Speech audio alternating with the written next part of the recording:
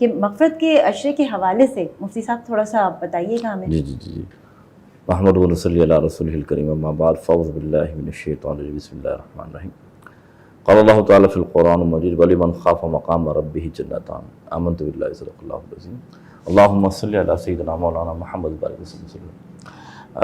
شگفتہ بہن، آپ نے جو بات فرمائی کہ مغفرت کا عشرہ، رب تعالیٰ نے 12 مہینے بنائے اور اس میں سے ایک یہ مہینہ جسے رمضان کہتے ہیں، اس رمضان کی ہر ایک دن کو خوبی دی، بے شک، اور ہر دن کو خوبی دینے کے بعد ہر 10 دن کو الگ خوبی دی۔ تو اب اگر دیکھیں جو پچھلا جو عشرہ گزرا وہ رحمت کا کہلایا، رحمت کا تھا، بالکل، یعنی رحمت ہی رحمت ہو گئی۔ اب یہ جو عشرہ شروع ہوا یہ مغفرت کا عشرہ، یعنی اللہ تعالیٰ ہر دن کئی ہزار بندوں کی مغفرت فرما رہا ہے جن پر جہنم واجب ہو چکی ہے، یعنی ایسے لوگ جن کو جہنم قریب ہیں اور جو جہنم جانے والے ہیں، اس رمضان کی برکت سے، اس عبادات کی برکت سے، اس میں اللہ اور اس کے رسول کا نام لینے کی برکت سے اللہ انہیں جہنم سے نکال کے جنت میں ڈال رہا ہے۔ اب آپ غور کیجئے یہ مقام کیسے ملا؟ جب بندہ اللہ سے ڈرتا ہے، اپنی مغفرت طلب کرتا ہے۔ میرے نبی علیہ السلام نے فرمایا مغفرت ہے کیا؟ مغفرت کے معنی ہوتے ہیں کہ اللہ تعالیٰ بندے کے پچھلے تمام گناہوں کو معاف فرما دے۔ کیسے؟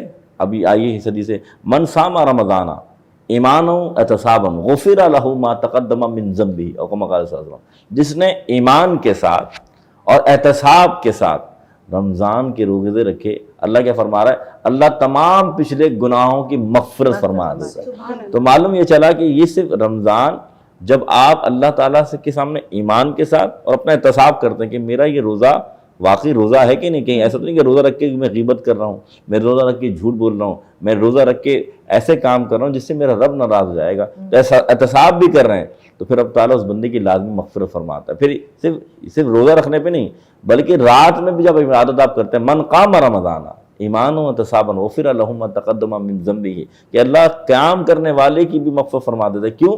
کہ یاد رکھیے کہ یہ وہ دن ہے، شگفتہ بہن کے گھر میں فریج ہے، کوئی گھر میں نہیں ہے، ٹھنڈا پانی بھی موجود ہے، لیکن شگفتہ بہن کیا کر رہی ہے؟ اس پانی کو جو جائز ہے اسے رک رہی ہے۔ وجہ کیا ہے؟ رب دیکھ رہا ہے، رب کے لیے روزہ رکھا ہے، رب کی محبت میں روزہ رکھا۔ تو جب رب کی محبت میں جائز کام سے آپ رک گئے تو رب تو کریم ہے نا، وہ کیوں نہ اپنے بندے کی مغفرت فرمائے گا۔ بات اتنی سی ہے کہ آپ نے اس بات کو سمجھا، اور رب تعالیٰ کتنا کریم ہے۔ اللہ کے رسول فرماتے ہیں میرا بندہ، یعنی کہ اللہ کے رسول فرمائے اللہ فرماتے ہیں کہ میرا بندہ اتنا آنسو بہال ہے، کتنا مکھی کا سر ہوتا ہے، اللہ اس کی مغفرت فرما دیتا ہے۔ تو آپ یہ سوچئے کہ اللہ اتنا، اور پھر ملتا کیا ہے؟ ہم کہتے ہیں نا کہ یہ مہینہ کیوں بڑا اہم ہے، buy one get one free والی بات ہے۔ قرآن نے فرمایا وَلِمَنْ خَافَ مَقَامَ رَبِّهِ جَنَّتَانِ، جب بندہ اللہ کے خوف سے روتا ہے، اپنی مغفرت طلب کرتا ہے، اللہ ایک جنت نہیں دیتا، ایک جنت 10 دنیا کے برابر ہے۔ اللہ ایک جنت نہیں دیتا بلکہ 10 جنتیں نہیں، بلکہ اللہ تعالیٰ اس بندے کے خوف سے جو آنسو نکلا نا، اللہ جنتان 2 جنت عطا فرما دیتا ہے۔ تو آپ غور کیجئے کہ جب بندہ اللہ سے مغفرت طلب کرے تو رب تعالیٰ کریم ہے۔ ایک ہوتا ہے نا کہ ٹھیک ہے معاف کیا، معاف ہی نہیں کرتے، اچھا چلو ایک تحفہ بھی لے لو، یعنی معاف کرنے والے کو ایسا نہیں کہا جاتا کہ چلو تمہیں معاف کر دیا، لیکن فرمایا تھا نہیں چلو تم نے مجھ سے معافی مانگی نا، میں تمہیں انعام بھی دوں گا۔ تو رب تعالیٰ اتنا کریم ہے، اور کیوں نہ ہو، ایک ماں کے پاس بچہ روتا ہوا ہے، جتنا بھی ضدی ہو ماں کو پیار آ ہی جاتا ہے، وہ تو 70 ماؤں سے زیادہ پیار کرتا ہے، اور جب وہ 70 ماؤں سے زیادہ پیار کرے تو پھر نوازتا کیسے؟ مثال اگر آپ کی اجازت میں دے سکتا ہوں، دیکھیں رب کی رحمت کی کوئی حد نہیں ہے، اور کیوں نہ، جس طرح میرے مصطفیٰ کی عظمتوں کی کوئی حد نہیں، اس طرح رب کی رحمت کی کوئی حد نہیں۔ کیوں نہیں ہے؟ آپ اس طرح اندازہ لگا لیجئے، قرآن نے فرمایا لا تقنطوا من رحمت اللہ، کہ اللہ کی رحمت سے کبھی مایوس نہیں ہونا جب تک کہ تم موت اپنے سامنے نہ دیکھ لو۔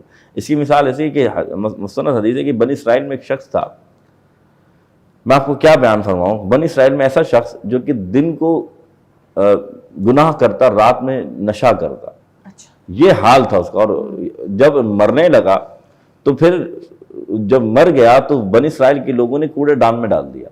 جیسے ہی ڈالا اللہ نے وحی بھیجی حضرت موسیٰ علیہ السلام، موسیٰ میرا ایک پیارا ہے، جاؤ اس کی تدفین طریقہ کار سے کر دو۔